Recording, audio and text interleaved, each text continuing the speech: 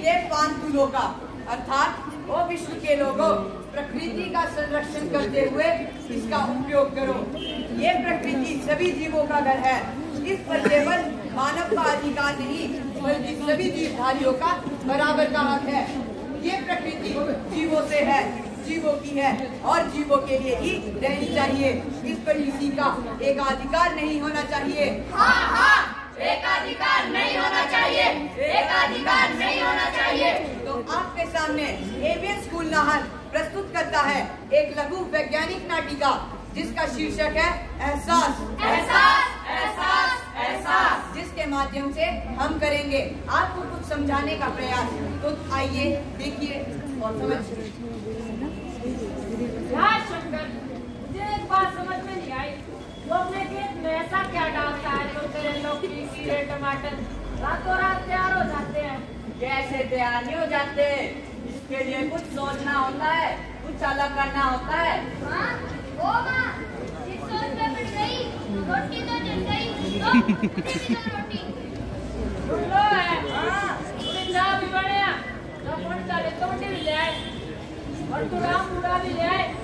ओबे कमे तो आवा है हमारी घर है। लो बेटे को रोटी चाहिए, बापू को चाहे, जब देखो कुछ ना कुछ लागर है। अब तेरे का चाहिए? जब देखो मैंने रोटी चाहिए। हाँ तो भाई साहब मैं कह रहा था कि अब तो बता दे कौन सा रास्ता तेरे पास है? यार तू कुछ नहीं है, ये तो बहुत आसान काम है। माँ, थोड़ी सी चाय मुझे भी दो ना। जा किसे काम कर ले, वो बोले जा खेत में चाय पिएगा। ठीक है।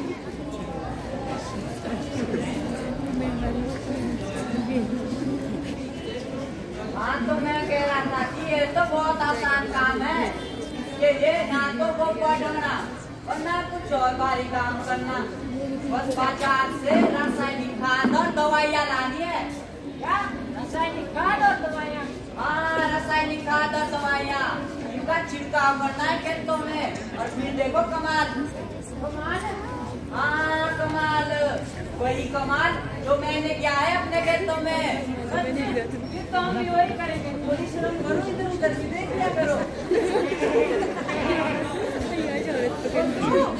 कहाँ चला गया ये? हाँ बापू। जा बकरी को कहीं चराने ले जा, कब से मैंने करी है। ठीक है। तू क्या कर रही है? हाँ, जल्दी जा कुछ काम कर ले।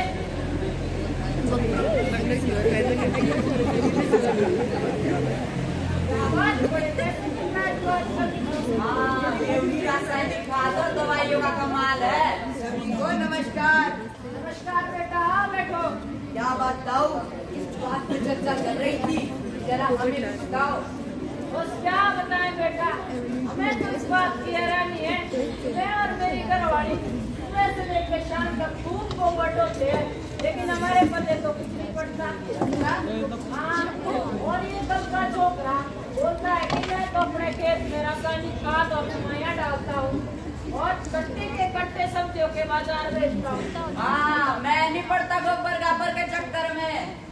और बेटा हम तो गोबर और गौमूत्र के अलावा और कुछ नहीं जानते। कोई बात नहीं ताऊ, मैं बताता हूँ आपको कि ये गोबर जिसे ये बेकार समझ रहे हैं वो कितने काम का है।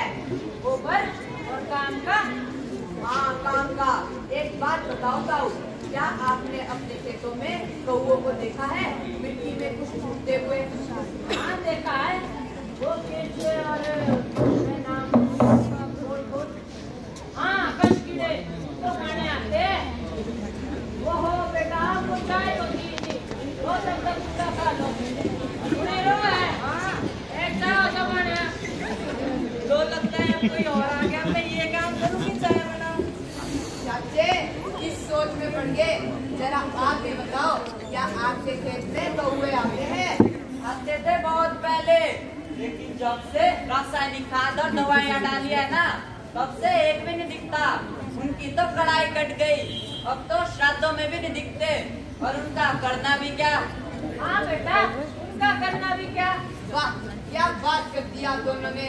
इसका मतलब तो आपको कुछ पता ही नहीं है। पता ही नहीं है? और किसका? समझाता हूँ, थोड़ा सब्र करो। ताऊ एक बात बताओ, क्या आपको पता है कि खेत में कीड़े और केंचुए होने का कितना फायदा है? फायदा? हाँ, इसका कोई छोटा मोटा फायदा नहीं है। अगर आपके खेत में कीड़े और केंचुए हैं और उनको खाने कौवे आते हैं तो यह तो बहुत अच्छी बात है। आप तो बहुत भाग्यशाली हो। भाग्यशाली? वो कैसे? सब्र करो थोड़ा, आपको धीरे धीरे सब पता चल जाएगा। पता नहीं कब लगता पता हमारे तैबी रह खुशी ऐसा दे क्वेश्चन कर कितना खुशी हुआ आजकल।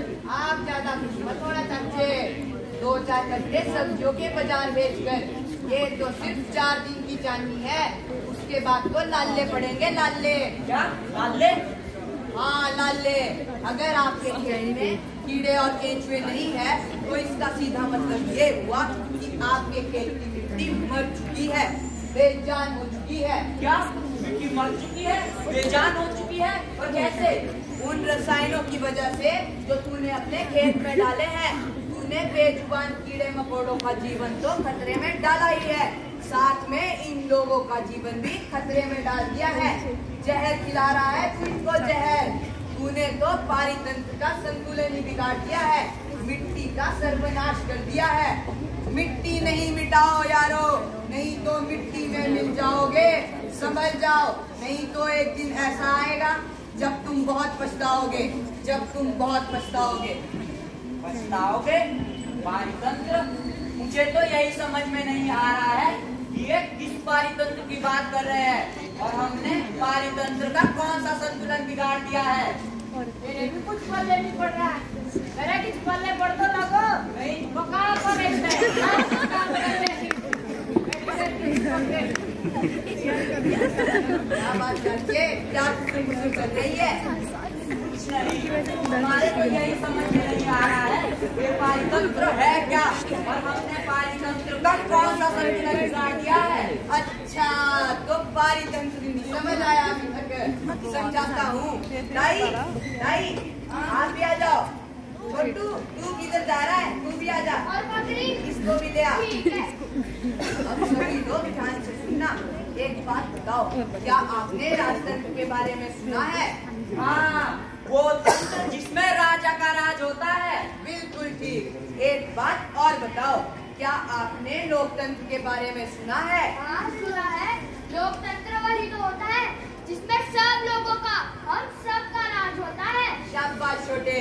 अब देखना, जिस तरह से राजतंत्र में राजा का राज होता है, लोकतंत्र में लोगों का राज होता है, ठीक उसी तरह से पारितंत्र में वहाँ रहने वाले सभी जीवधारियों, पेड़ पौधे, कीड़े मकोड़े, मिट्टी, हवा और पानी, इन सभी का बराबर का अधिकार होता है। अच्छा, तो ये होता है पारितंत्र। हाँ, यही तो होता है पारितंत्र, मतलब इकोसिस्टम। इकोसिस्टम। लो, बकरी को भी समझ में आ गया। अच्छा, अब पारितंत्र तो समझ में आ गया, लेकिन मेरे ये समझ में नहीं आ रहा है कि हमने पारितंत्र का कौन सा संतुलन बिगाड़ दिया है। क्यों भूल गया? तूने ही तो खेत में रसायन डाले थे जिसने मिट्टी को बेजान कर दिया है। जहाँ कीड़े मकोड़े, केंचुए, सांप, मेंढक आदि बड़े आराम से रहते थे, तूने ही तो उन्हें बेघर किया है। बेघर क्या है? बेटा हमें तो अभी भी ठीक से समझ नहीं आ रहा है, हम अनपढ़ है ना। अच्छा ताऊ, एक बात बताओ, क्या आपने घास देखा है? कैसी बातें कर रहे हैं बेटा? घास नहीं देखा, रोज घास ही तो लाता हूँ मैं। अच्छा, कोई बात नहीं। एक बात और बताओ, क्या आपने बकरी देखी है? बकरी? बकरी वाली कर रही है। एक बात और बताओ, क्या आपने बाघ देखा है?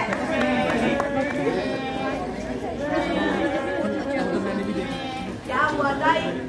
क्या बताऊं बेटा, बाप मेरी बकरी के 2 बच्चे ले गया, खा गया उनको।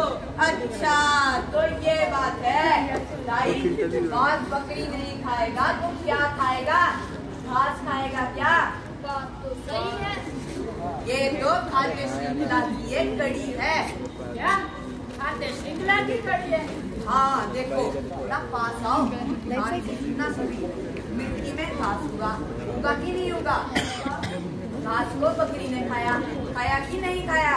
बकरी को बाघ ने खाया, खाया कि नहीं खाया ताई? बाघ भी फिर बूढ़ा होकर मरकर एक दिन इसी मिट्टी में मिल जाएगा, फिर इसी मिट्टी में घास उगेगा। घास को बकरी खाएगी और बकरी को बाघ खाएगा। हाँ, अब सब जरा एक दूसरे का हाथ पकड़ो, पकड़ो तो। इस तरह से ये एक श्रृंखला अर्थात चेन सी बनी हुई है। इसी को खाद्य श्रृंखला अर्थात फूड चेन कहते हैं। इसकी अगर एक भी कड़ी टूट जाए तो पूरे पारितंत्र का संतुलन ही बिगड़ जाता है। अच्छा, अब हमें समझ आया कि हमने पारितंत्र का कौन सा संतुलन बिगाड़ दिया है। अब हम भी इसे सुधारने का प्रयास करेंगे। हाँ, अब हम इसे सुधारने का प्रयास करेंगे। बेटा, अब आप ही बताओ कोई तरीका। बस आपने इतना करना है कि अपने खेतों में रसायनों का प्रयोग कभी नहीं करना। इनकी जगह जैविक खाद या केंचुआ खाद, जिसे वर्मी कंपोस्ट भी कहते हैं, इसी का प्रयोग करना है, जिसे आप अपने घर पर ही बना सकते हैं, वो भी फ्री।